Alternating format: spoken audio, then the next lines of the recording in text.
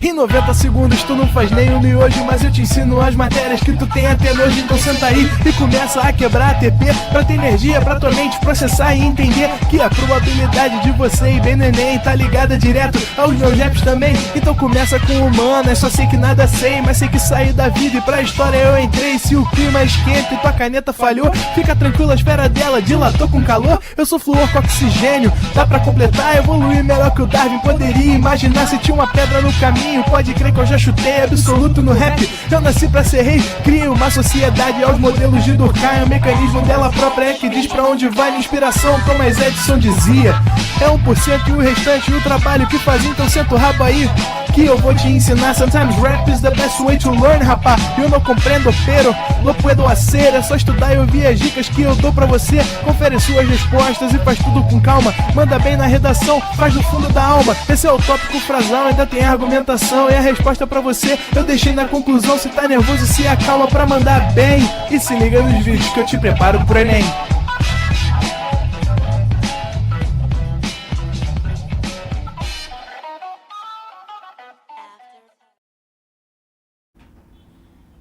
Estamos ao vivo, estamos online, Leandro. É isso aí, Renan. Muito boa tarde, galera. Sejam todos bem-vindos a mais uma aula de Geografia.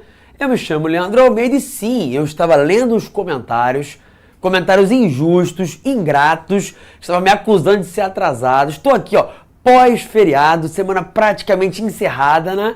E, ó, eu, Renan, Arthur, Leozinho e as moscas aqui, né? Mais ninguém. Ao vivo, né? Ao vivo, cara, ao vivo. Pegando o trânsito de Barra da Tijuca. Cheguei atrasado não, tava aqui tomando um café, recobrando meu fôlego e tentando me livrar dessa maldita alergia que me capturou mais uma vez, né? Porque, claro, a vida do alérgico não tem paz um segundo sequer, né? O tempo esfria um pouquinho aqui no Rio de Janeiro, a alergia já vai lá nas alturas. Eu passei a manhã toda espirrando, eu dei a pior aula da minha vida hoje de manhã, porque eu não conseguia falar. Eu tava falando, espirrava, aí coriza, não sei que desgraça aconteceu, que deu uma melhorada da tarde pra agora pra noite. Nem tomei remédio não, mas é nariz entupido, aí quando não entope a coriza, aí tu vai apela pro Nelsoro, aí fica viciado naquilo, enfim, desgraça. Mais um dia, desgraça. Mas... a gente só a Isabelle, Leandrinho. A Isabelle? Ali, ó. Cadê a Isabelle? Pô, Isabelle, meus parabéns. Seria melhor se você tivesse curtido o teu aniversário de uma outra forma, né? Ao invés de estudar. Mas eu acredito que você será agraciada com uma vaga na universidade para poder compensar esse teu esforço de numa sexta-feira, pós-feriado, essa hora da tarde pra noite, teu aniversário, tá aí estudando. Então, ó, um beijo, um abraço, bem apertado, parabéns pra você, um salve pra quem tá aí no chat se manifestando, pro Romenson, pra Ivanete, pra Jana, que espirrou ali agora, é isso mesmo? Eu tava espirrando a manhã toda, espero que não espirre agora. Boa tarde pra Samila, pra Aurenil, pra Maria Vitória, pro Musa, pro Luiz Felipe, pra todo mundo que tá aí nos acompanhando nesse momento. Vamos que vamos? Ó, a Tayane perguntou se eu tenho desvio de septo. Eu fiz uma cirurgia aos 19 anos de idade pra corrigir desvio de septo. Recentemente fui ao otorrino. Ele olhou e falou, tem que corrigir esse desvio de septo, né? Eu falei, então, mas eu já operei. Ele, não, mas é assim mesmo, volta. Eu falei, pô, tá de sacanagem, né? Ele, não, tem que operar de novo. Eu falei, valeu, irmão, tamo junto, não volto mais. Eu vou operar nada, Renan, vou operar de novo. É que nem ortopedista, fui lá outro dia, o cara, esse teu joelho tem que operar. Eu falei, cara, já operei, não ficou bom, não quero mais jogar bola, vida que segue. Vou assim com o joelhinho zoado aqui, igual o Tite no Flamengo lá, né, cambaleando assim, a cada gol, e vamos que vamos tocar o baile, tá bom? Vambora! Antes de falar sobre o comércio mundial e sobre blocos econômicos propriamente, eu quero finalizar algumas explicações sobre globalização que a gente estava fazendo na semana passada, vocês lembram? Eu falei um pouquinho sobre esse slide aqui e não comentei esse, que é sobre a suposta crise da globalização.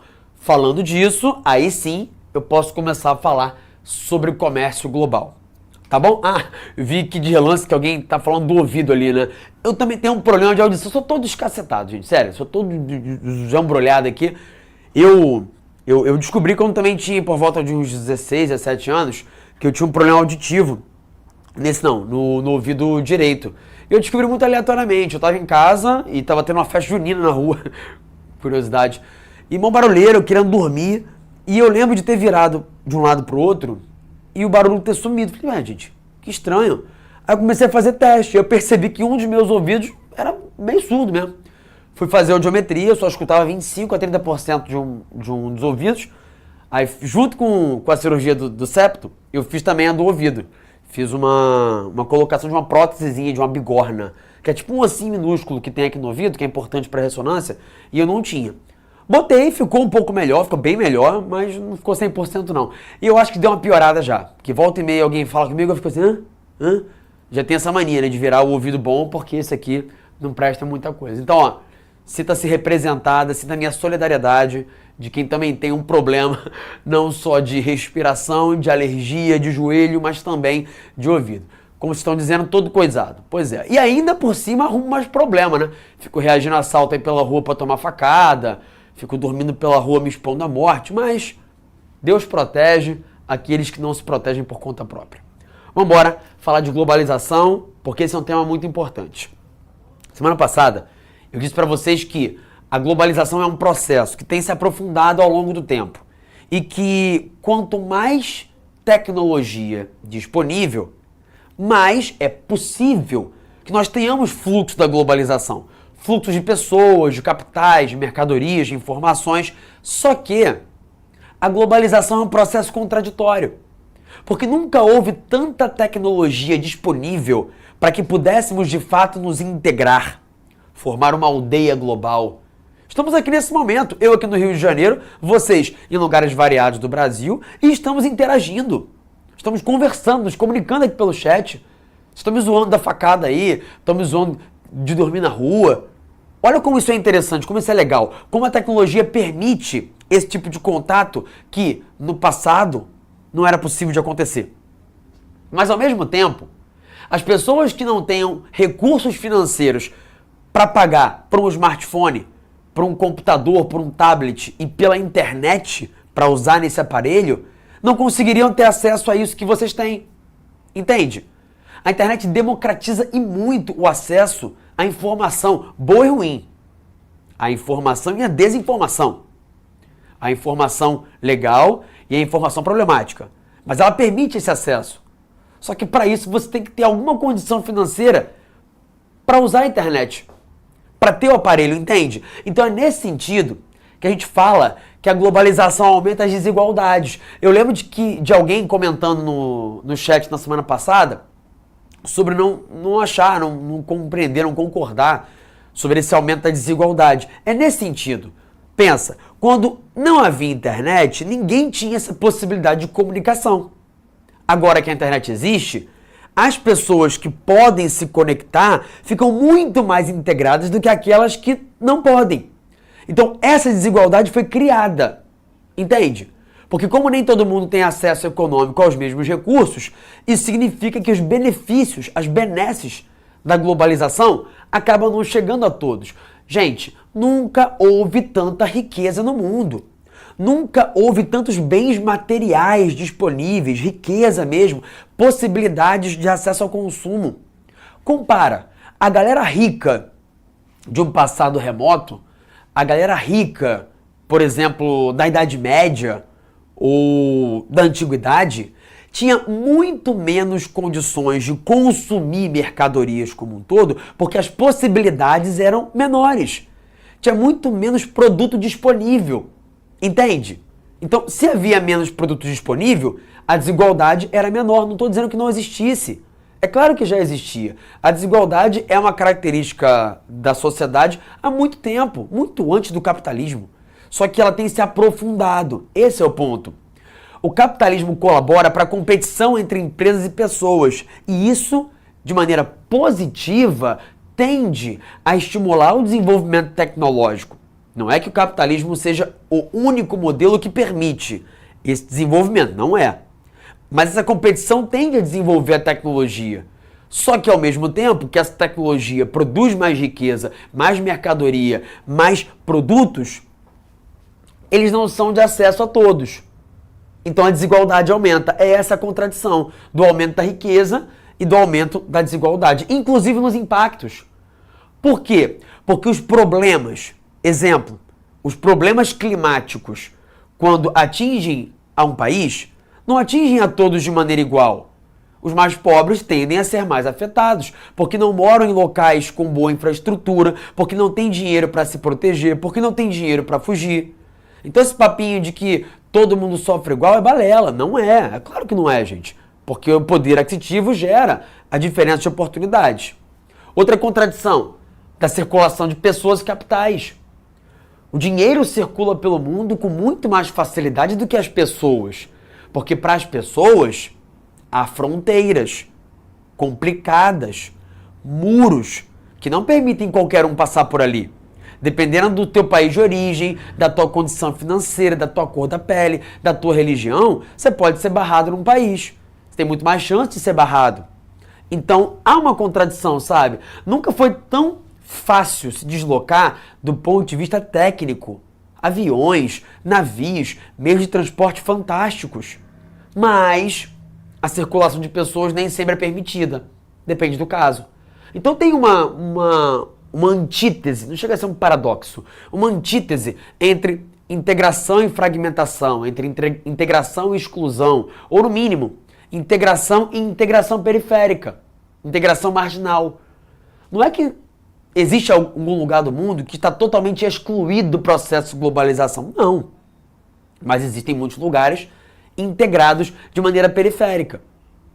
Outra coisa interessante, a gente, aqui no Brasil, veste roupas, ouve músicas, vê séries criadas nos Estados Unidos ou influenciadas pelos Estados Unidos. Por exemplo, tu pega lá o catálogo de Netflix, começa a assistir. Assim como você, tem uma galera vendo aquilo ali. Tem uma série que tá na moda, agora voltou à moda, porque lançaram a temporada 9, eu acho, é Bridgerton. Minha mulher tá lá vendo isso aí, aficionada. De novo, que ela já tinha visto. Eu não sei se a série é americana ou se é inglesa, eu acho que é americana. Vou partir desse pressuposto, tá? Que é americana. Me corrijam aí se estiver errado. Se for inglesa. Mas considerando que é americana. Olha que curioso. Uma série feita por um país, sendo vista por gente de vários lugares do mundo, que está conversando sobre as mesmas histórias. Sobre os mesmos episódios. As mesmas tramas. Então isso é ocidentalização dos costumes. É você ficar ansioso porque vai lançar a continuação do Mad Max. Acho que é Furiosa o nome, né? E uma galera de vários lugares do mundo vê a mesma coisa. Ou então, uma música lançada pela Beyoncé, ou pela Lady Gaga, ou enfim, não interessa, pela Taylor Swift, que influencia gente do mundo inteiro, que escuta a mesma música, que fala sobre o mesmo assunto. Isso é ocidentalização dos costumes. Então, é inglesa, né? É britânica? Tá, então beleza. Mas não deixa de ser uma cultura ocidental, porque a cultura americana é claramente inspirada na cultura inglesa, então serve como exemplo do mesmo jeito. É uma homogeneização quando todo mundo está fazendo a mesma coisa. Só que não é que todo mundo está fazendo a mesma coisa. Os brasileiros e brasileiras vão assistir Bridgerton com base na sua cultura e vão interpretá-la ao seu próprio modo.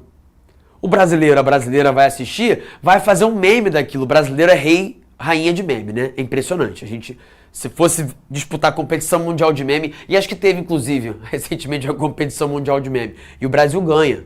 O Brasil realmente faz piada com tudo, assim. A desgraça pode ser a maior que for, você tá lá fazendo meme, tá fazendo a zoação. Você vai ter lá um melta de vídeos, alguma página aleatória, um new memes da vida, que vai fazer alguma coisa adaptando aquilo à nossa cultura. Entendem? Estão ligados que o Machado de Assis do nada ficou famoso nos Estados Unidos, né? Do nada ficou famoso. E aí começou a ser muito vendido na Amazon. E aí rolou uma trend maluca de um livro dele, um fragmento de Memórias Póstumas de Brás Cubas, sendo lido por brasileiros com sotaques diversos. Isso começou com um sotaque carioca. E aí vai lá, ao verme, né? Deixa as memórias póstumas. Então assim, é uma adaptação cultural local, baseada no sotaque do Rio de Janeiro. Então, aquilo que é o global chega, é absorvido adaptado pelo local e vira algo novo. É a chamada localidade. É o K-pop que eu citei de exemplo na última aula. Um produto híbrido. É aquela mistura, é tipo um liquidificador. Tu pega o Backstreet Boys, pega o One Direction, joga dentro de um liquidificador, bota cultura e influência asiática, japonesa e coreana, bate tudo e o resultado é K-pop. Então isso é hibridismo cultural, tá bom? Muito do que a gente vive é influenciado por aquilo que vem de cima, de fora. São as verticalidades. Mas na prática, a nossa vida também vai ter muito da influência cultural próxima. São as horizontalidades. E há quem diga que a globalização está em crise e que estaríamos vivendo uma desglobalização. Como assim? Essa expressão, desglobalização, não é acadêmica, não é universitária. Ela foi inventada nos meios de comunicação, em jornal, e começou a se popularizar. Se eu não me engano, o primeiro lugar onde eu vi essa expressão foi numa matéria da BBC, que é uma rede estatal de mídia britânica.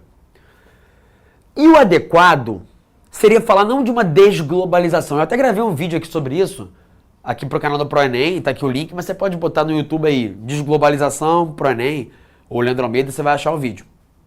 Sugiro, tá? Que você veja. É curtinho, não tem nem 10 minutos, se eu não me engano, e eu falo com mais detalhes sobre. Mas o fato é que a globalização de uns tempos pra cá enfrenta mais resistências. Por quê? Tem havido, por parte de alguns países, sanções contra outros. Exemplo, o governo americano fala, olha só, carro chinês, para entrar aqui, só se pagar 100% de imposto. Isso é um exemplo de um protecionismo alfandegário. Eu estou colocando imposto alto para aquilo que vem de fora, porque eu quero proteger aquilo que é meu.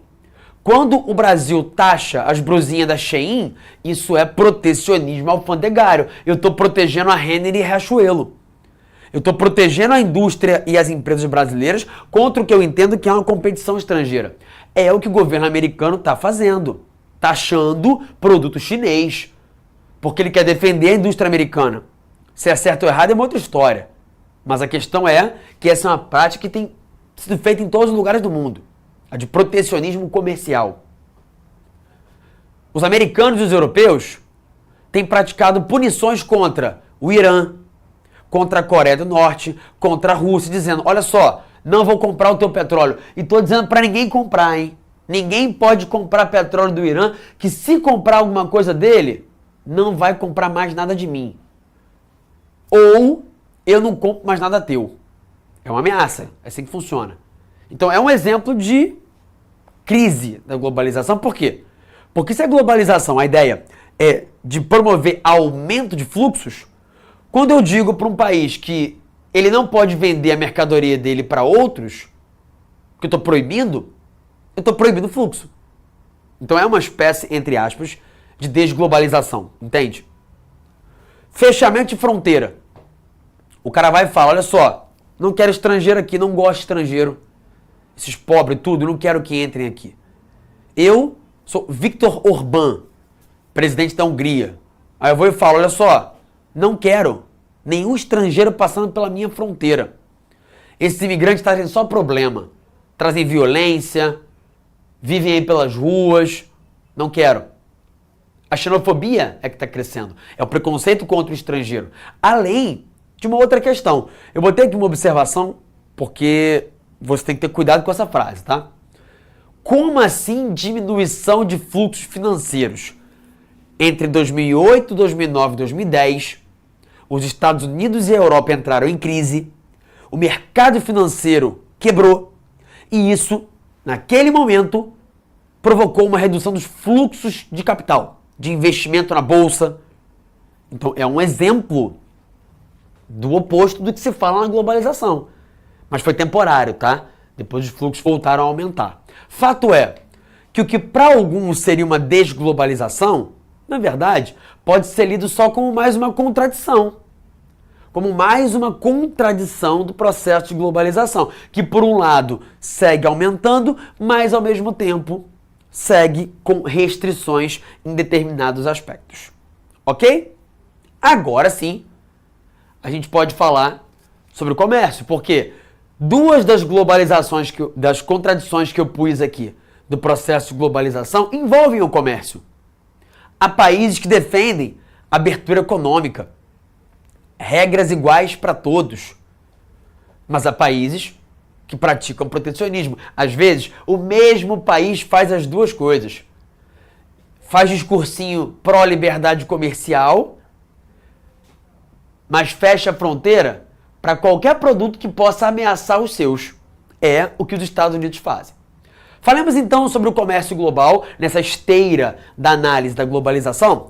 Eu quero que você olhe para essa imagem aqui, porque ela mostra os 10 maiores exportadores de mercadorias e outros países selecionados.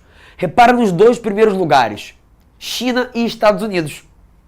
A China é o país que mais exporta do mundo. A China vende para todo mundo. Não tem um país do mundo que não tenha produto chinês. E não é um produtinho ou outro, é muito. A China é o principal parceiro comercial de dezenas de países. E os países que não têm a China como principal parceiro comercial, normalmente têm os Estados Unidos como principal parceiro comercial. Mas na maior parte dos casos, o que acontece é, os países têm como principais parceiros comerciais Estados Unidos e China. É o caso do Brasil.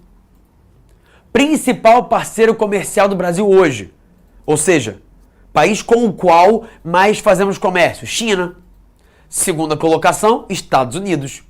E é assim em quase todos os países do mundo, tá? Os Estados Unidos, reparem, é o segundo maior exportador.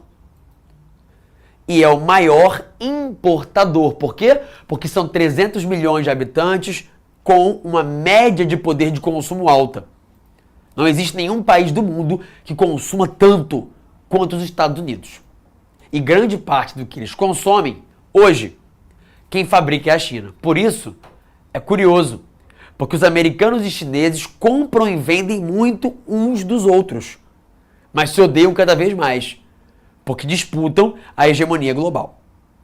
O comércio internacional não é nenhuma novidade. Os países já fazem comércio uns com os outros, há muito tempo. Muito antes da própria expansão marítima. Já tinha comércio entre países. Só que nunca houve tanto comércio como nos dias de hoje. O comércio cresceu muito. Claro, por causa da evolução tecnológica. Se hoje transportar mercadoria é muito mais fácil, isso quer dizer que fazer comércio entre países é muito mais fácil. E o comércio envolve essas duas operações. Todos os países do mundo exportam alguma coisa.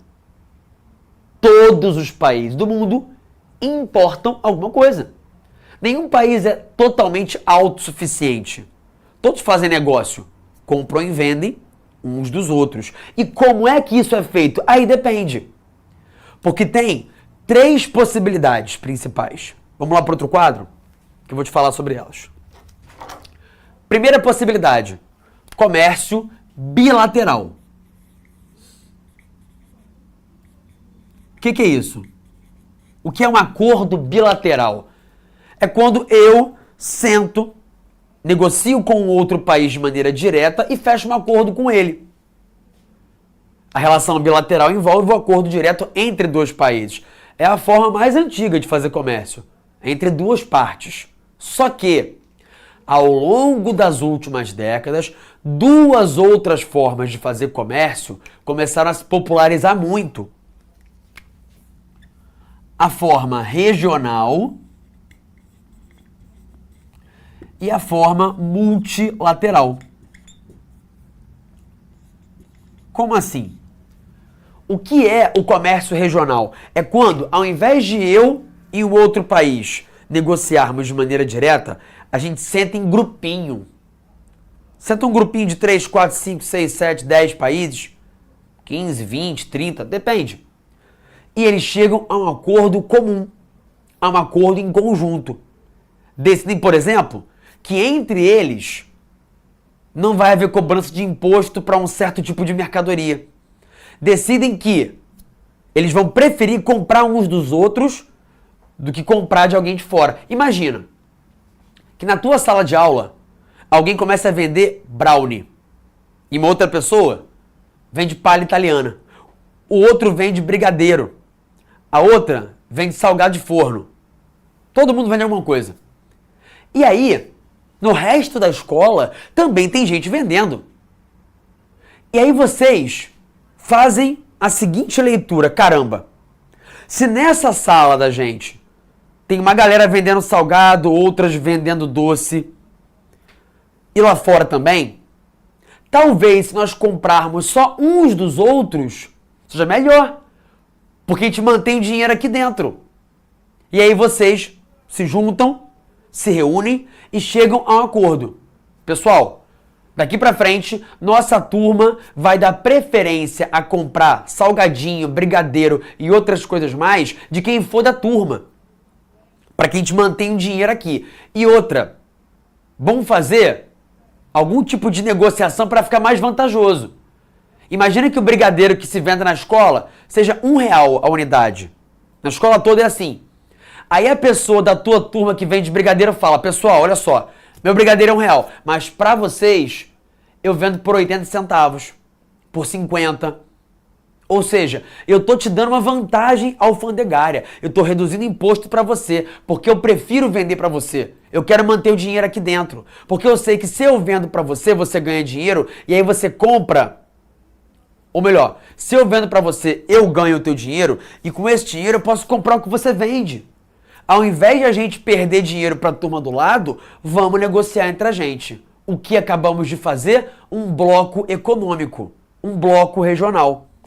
Essa é a ideia do comércio regional. A de que os países se fechem em blocos e comercializem uns com os outros, para com isso ganharem e crescerem em conjunto. Essa é a ideia por trás do Mercosul, da União Europeia, do NAFTA e de outros vários blocos. Tá bom? Ou, vocês podem fazer uma outra coisa. Pode ser que todo mundo da escola se reúna, faça lá um grande fórum, uma grande discussão, e vocês resolvem o seguinte, olha, vamos criar regras para todo mundo poder competir de igual para igual. Vamos criar regras para poder ter desconto para todo mundo. Vamos cobrar imposto mais alto de um ou de outro. Vamos baixar os impostos para todo mundo poder competir e que vença o melhor. O que eu quero nessa situação? Defender o livre mercado. Eu quero regras iguais para todos. É o que se negocia na OMC. A Organização Mundial do Comércio é uma organização na qual os países sentam, conversam e tentam encontrar uma estratégia para baixar os impostos como um todo, para todo mundo poder se beneficiar. Essa é a ideia. Só que a verdade é que essa é uma ideia bem canalha. Sabe por quê? Imagina o seguinte, imagina que lá na escola tem uma pessoa que vende os brigadeiros. E ela cobra 50 centavos por aquele brigadeiro. Aí tu vai e quer fazer um brigadeiro também. Você compra o material, você faz lá o teu brigadeirinho e tu vê que só de custo de material, para você ganhar de volta o que você gastou, tu não pode vender o brigadeiro por menos de 80 centavos. Aí você pensa, cara, como é que essa pessoa consegue vender por 50 centavos?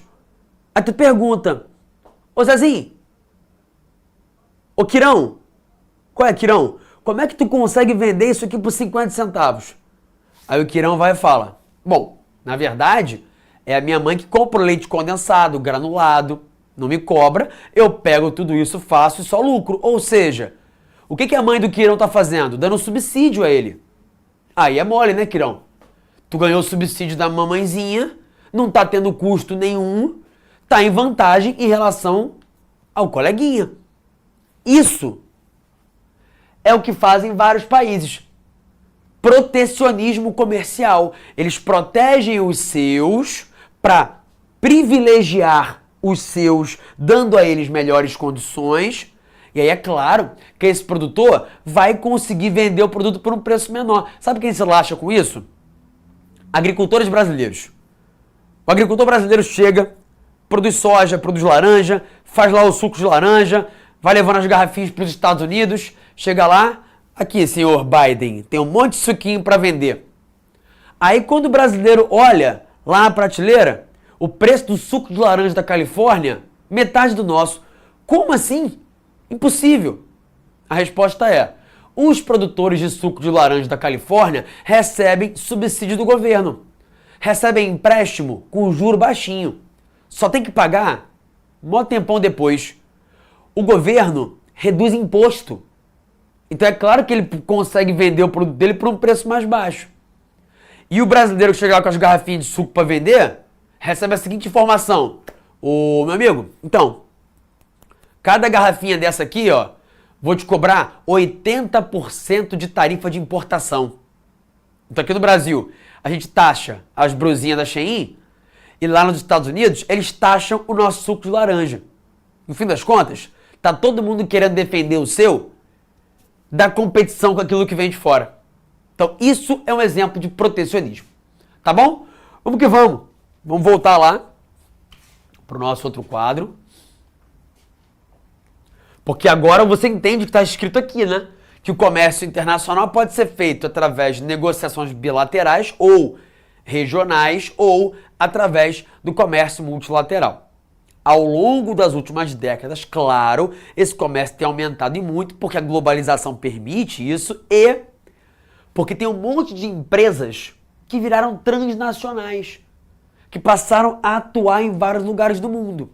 Quando tu vai ao mercado para comprar um refrigerante, quais são as opções? Tu pode lançar o Dolly. Aliás, cara, que coisa aleatória. Anteontem, dia 29 de maio, foi dia do geógrafo. Ok, normal, um dia como qualquer outro.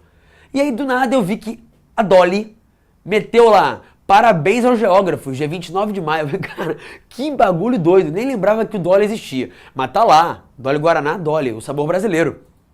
Você pode comprar um Dolly, pode comprar um Toby, pode comprar um Convenção, são refrigerantes brasileiros. Mas tu pode comprar uma Coca, que é americana, pode comprar uma Pepsi, que é americana. Cerveja, tu pode comprar lá Skin Cariol, nem sei se isso existe ainda, brasileira. Ou tu pode comprar uma Heineken, ou uma Raikkonen, como falam os meus amigos, que é holandesa. Ou tu pode comprar uma Budweiser, que é americana. Ou uma Lef, que é belga, uma Paulaner, que é alemã. Olha a quantidade de produtos estrangeiros que hoje a gente tem à venda aqui no Brasil. Por quê? Porque empresas estrangeiras vieram para cá, se instalam aqui, começam a produzir as coisas aqui. Com isso, o comércio tende a aumentar. Tá bom? Olha aqui, ó. Essa é uma imagem que mostra quais são os membros da OMC. Praticamente todos os países do mundo. São pouquíssimos os lugares que não são membros. Curiosidade, a Coreia do Norte não é membro. A China entrou há alguns anos, a Rússia entrou há alguns anos. Então, praticamente todos os países do mundo sentam algumas vezes por ano para poder negociar as regras desse comércio multilateral, para poder tentar caminhos para liberalizar o comércio. Liberalizar é isso, tá, gente? É reduzir as regras, é reduzir os impostos, reduzir as tarifas alfandegárias, para meio que criar condições iguais para todos. Só que, como eu disse, não são iguais. Sabe por quê? Imagina, se você acabou imposto de importação.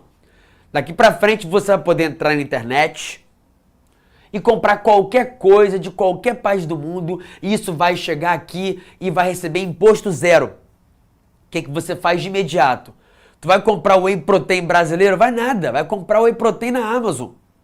Tu vai comprar uma coisa fabricada aqui no Brasil? Vai nada. Tu vai na Nova Friburgo para poder comprar calcinha e sutiã? Vai nada. Tu vai o quê? Comprar tudo no Shopee, tudo na Shein.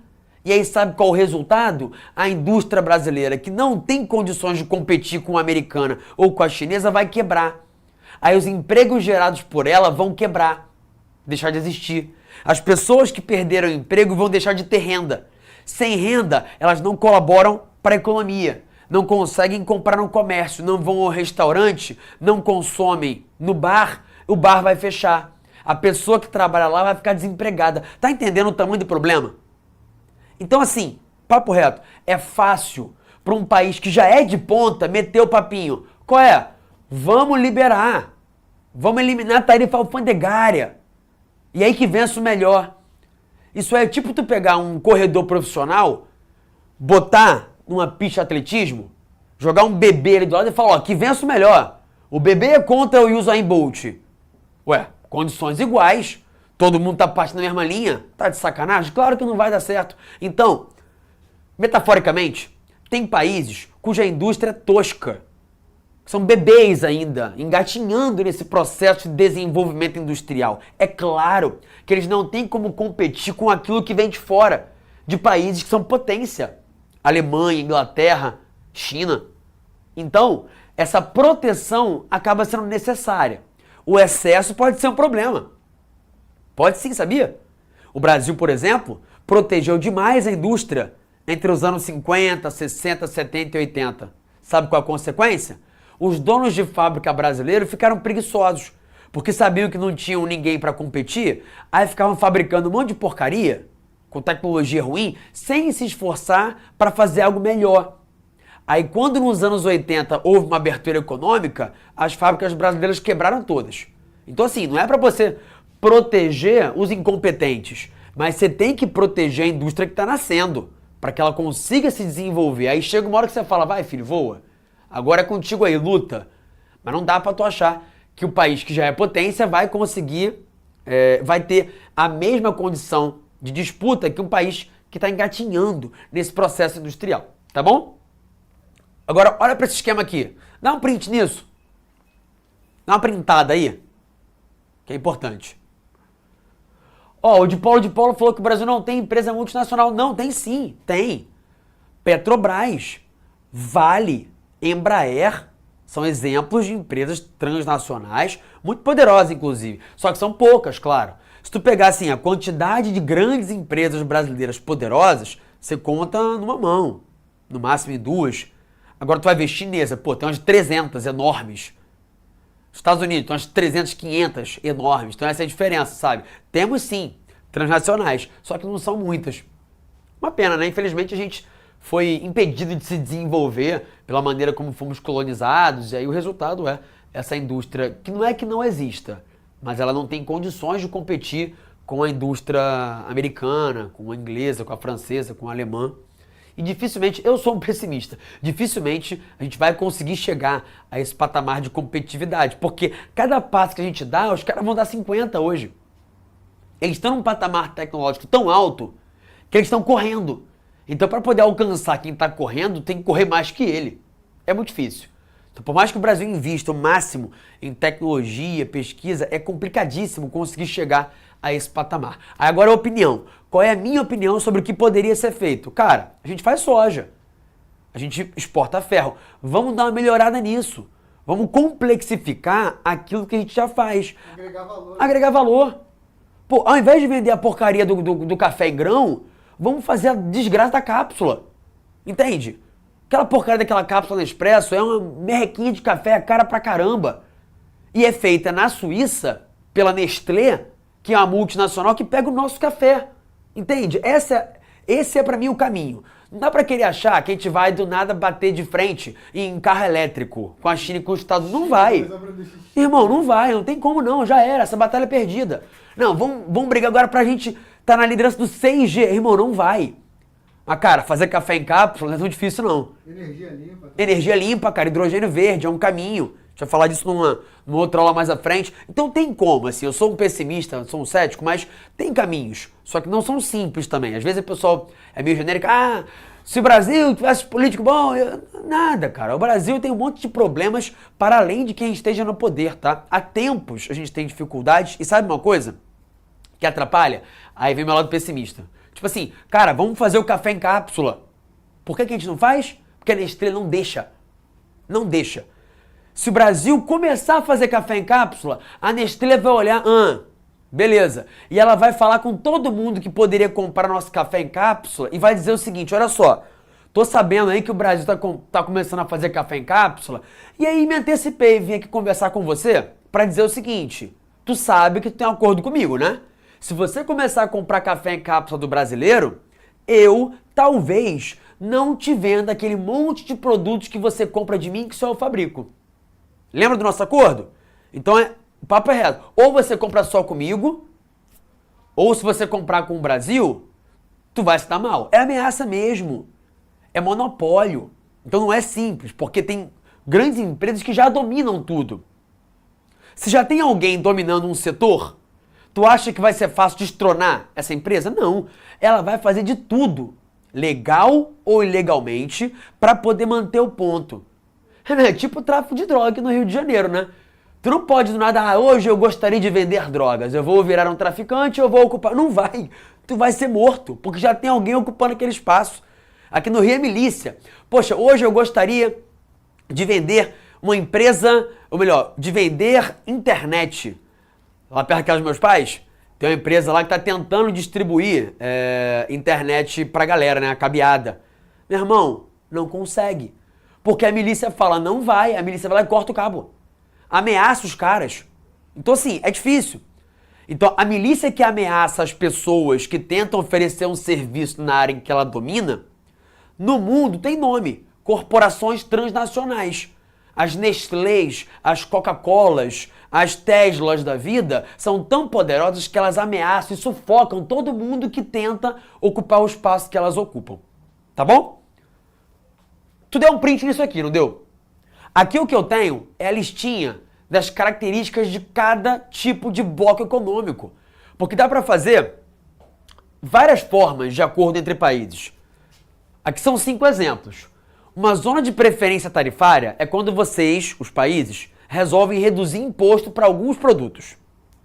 Uma zona de livre comércio, como é o caso do NAFTA, o bloco econômico formado pelos Estados Unidos, pelo Canadá e pelo México, é quando os países resolvem eliminar barreiras alfandegárias, para que tenhamos a livre circulação de mercadorias.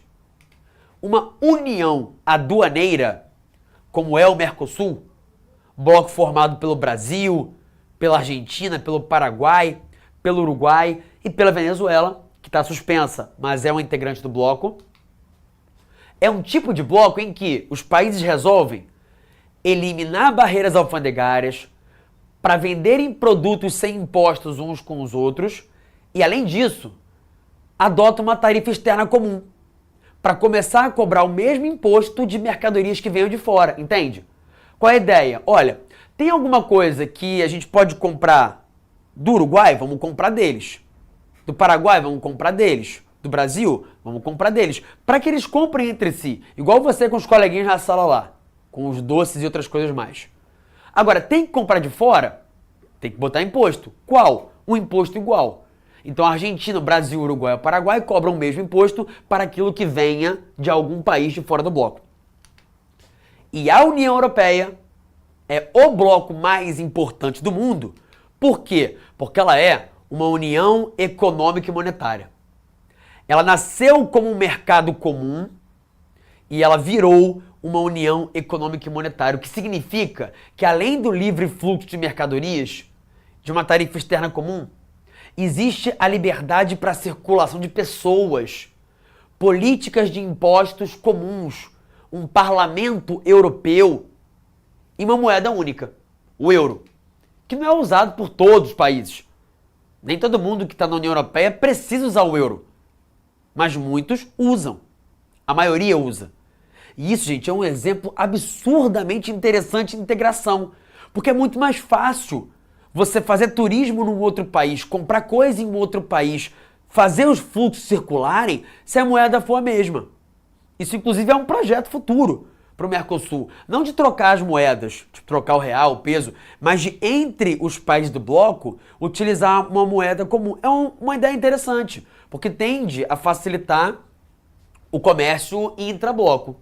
E isso, claro, caso aconteça, faria com que o Mercosul deixasse de ser uma união aduaneira e passasse a um estágio superior desse processo de integração. Tá bom? Com isso, vou fechar minha aula.